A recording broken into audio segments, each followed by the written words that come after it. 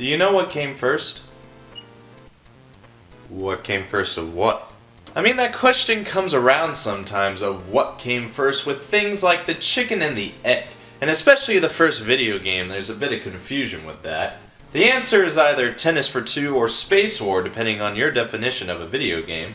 But do you know what came first in general? No. Well, I'll tell you. It was Juno. Juno First. Was that another stupid intro to your review show? Very much so.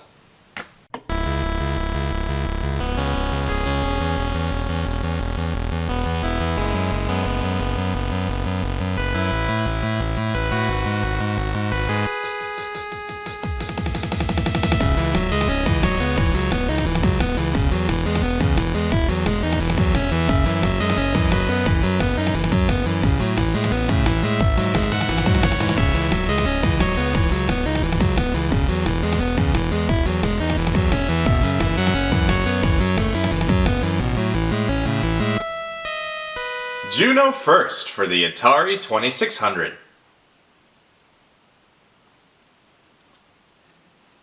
Common question of the day. Who's Juno?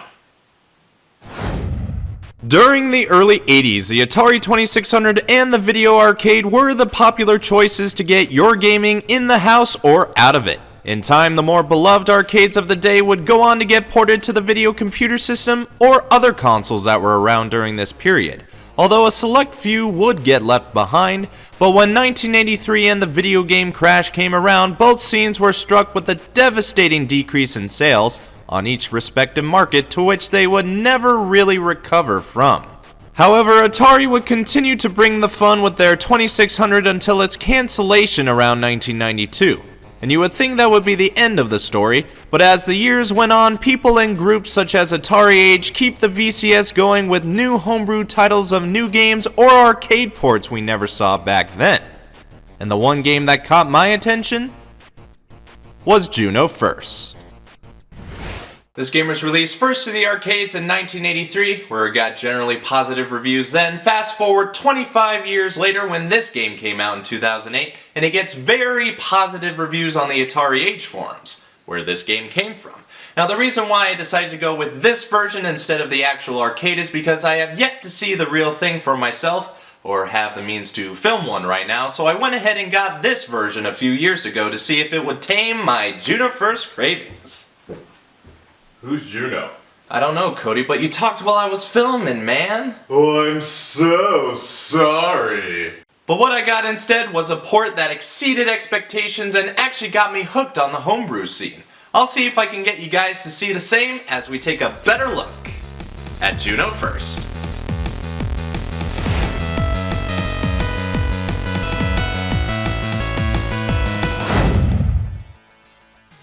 Hopefully we'll get to answer the question of who Juno is in this video, as it's gonna irk everybody's mind afterwards if it isn't solved. But for now, we need to understand the game as a whole, and it'll be my pleasure to guide you. You control a ship, and have to shoot up wave upon wave of ships in order to move on. Your ship will be able to move in all 4 directions, and firing should be easy enough with the only red button. At the start of each round, the enemies shall spawn in a formation that could be taken out pretty easily, but you can take out the enemies any way you like. But it must be done quick, for you have a fuel gauge above your score that gives you roughly a minute to complete each level, so the faster the better. You will have some form of help along the way, for an alien sphere that'll look out of place will spawn in randomly. If you're able to shoot it, that ship will drop an astronaut that if you collect will put you in hyperspace mode, where the enemies will stop firing for a brief moment and you'll have free reign to shoot any ship that you come across. That doesn't mean you're invincible. Learn that the hard way. Once you clear a wave of enemy ships, you'll move on to the next round with full fuel and harder foes. Not only will the harder ships look different, but they'll also be worth more points, which you can refer to on the title screen.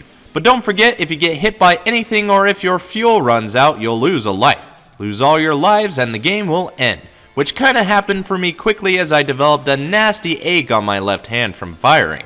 But there are 2 ways to divert the pain.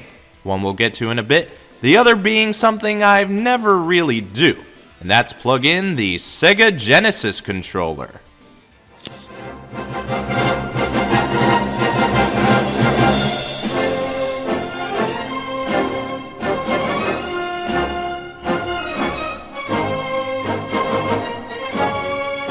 I forgot to mention this in my AC review. I'm so stupid.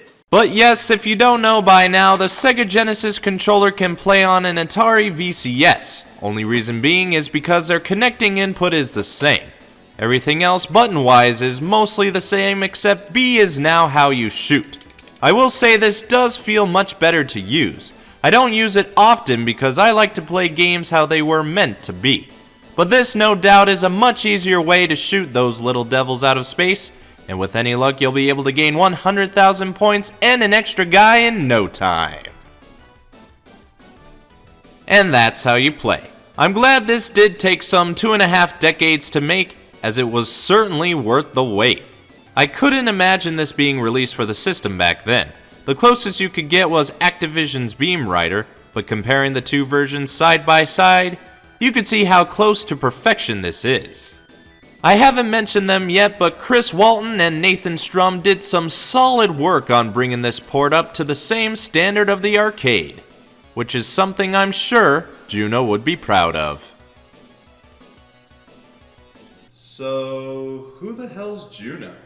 I don't know, maybe the pilot in the ship? So could it be this Juno? Possibly, but super unlikely.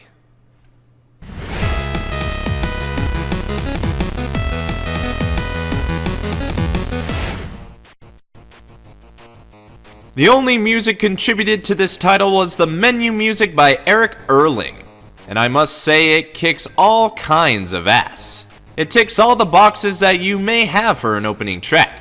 It's got a catchy and infectious beat, and it doesn't seem out of place with the game at all. If you don't have the game, seek it out online. It's definitely worth a listen, and I'm sure it made Juno proud. Who the flip is Juno? None of your freaking business. Is he at it again? As he is every episode.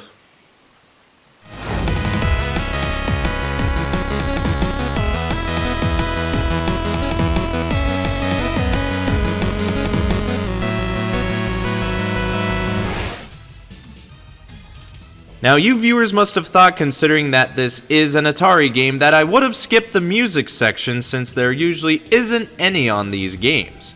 But luckily Chris and Atari Age put a lot of thought into this game, and that goes for the extra content as well.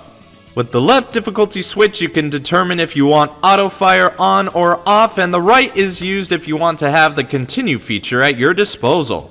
And we're not even done there, for Atari Age developed this little doohickey they christened the Atari Vox that can save your scores and give voice synthesis to the enemies. It is really neat the amount of effort that went into this cartridge, as well as the box filled with other goodies. If you're able to get the box version, it's well worth it, especially when you get the hints and tips that I may or may have not used in the manual. I know what it says. I can read. You can't read. Dave Dries, Nathan Strum, Glenn Saunders, and Albert Uruso must be commended for their works. And I know for a fact Juno would be proud. Surprised nobody interrupted me. Who's Juno, bro?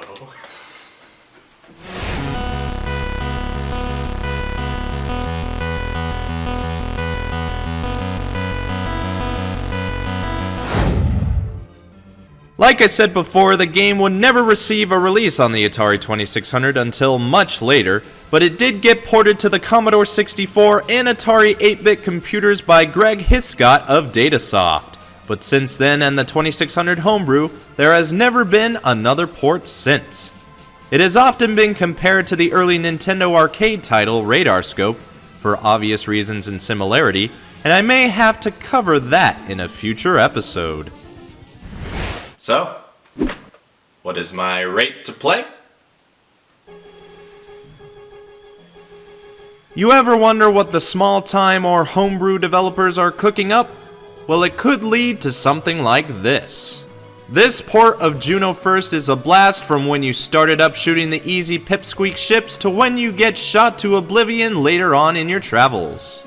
Now I must leave you, you'll get no more reinforcements on my end, but I'll leave you with this. If you're considering supporting the homebrew or other small developers that look more promising than others, be sure to do so however you can, because all the love can go to something that the wife of Jupiter and Queen of the Heavens could be proud of. Also, I think Konami and Atari Age missed the boat when not giving this game a sequel. They could have had fun with this like Juno First the Second Wave or Juno First the Third. But it could happen, only time will tell.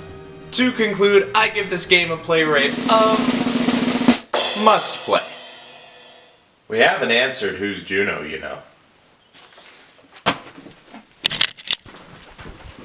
What did I tell you about talking while I'm recording? I don't care, I'm going to the arcade to play some pinball. Don't think I'll be coming to pick you up.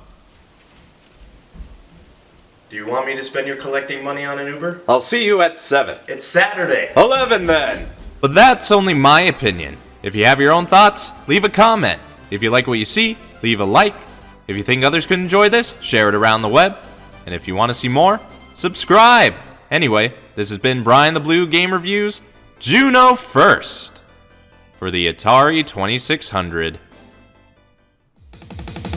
Brian here saying thanks for watching my game review. You can find me elsewhere like on Co-op.com, where me and my friends play through various games for you to see. We do Let's Plays and weekly shows, having fun and getting frustrated in the process. Subscribe today to see what we play next in the coming weeks. Plus, I run the Starfighters Arcade channel. I work at a retro arcade in real life, and there we cover the arcade games with regulars as well as providing tips. You can find out more about the arcade in our commercials, so check us out when you have the time. But don't forget, I have plenty of other content on this channel with original series like quick views, console reviews, AC reviews, and current calamities. From software to hardware, I provide any and all gaming reviews. Check out Jacobians further to see what I have to offer.